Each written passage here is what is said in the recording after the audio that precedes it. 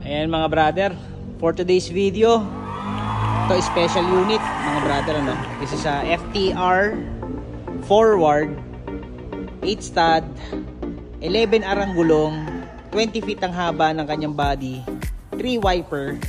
So grabe, una ko nakita to, grabe, pwedeng pang hakot ng feeds to mga brother. Anyway, so this is 6HK1 engine, FTR 8 stud. So palibutan na natin to mga brother. So, yan yung pagkakabanat yan, pintura, ang ganda oh. Ready to pull out to anytime mga brother. Ito maganda sa kanya, 8 stud 11 arang gulong, ang lupit. Fully reconditioned na to mga brother. Babayaran na lang to. So ito, yan. So kung makikita nyo, parang may galapa, di ba? So mag-iisip kayo ngayon, di ba? Kung ano yan. So yung galapa na yan, dati kasi itong boom truck, itong unit na to. So pinilitan na lang ng body para mas yun nga, mapakinabangan to. Kasi bihira lang din naghahanap ng boom truck. So, pero anyway, napakaganda ng body dito mga brother. Tingnan mo. Ang ganda ng body, 20 haba nito mga brother. Sa stainless bisagra. Check natin. Ready to go to mga brother. Ang ganda oh. Gulong ayan oh. Ang laki. Jumbo. Ang laki. Check natin yung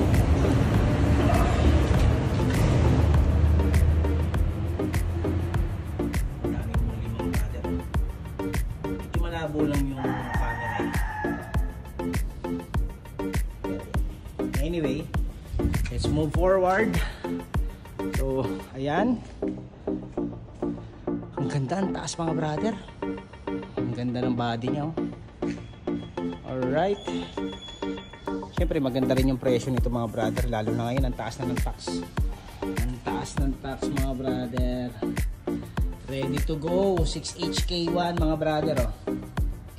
8 stud. Madilim na dito sa part na to.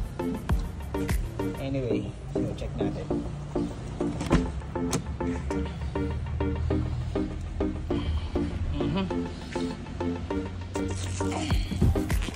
So yan. Ang ganda oh. Husay.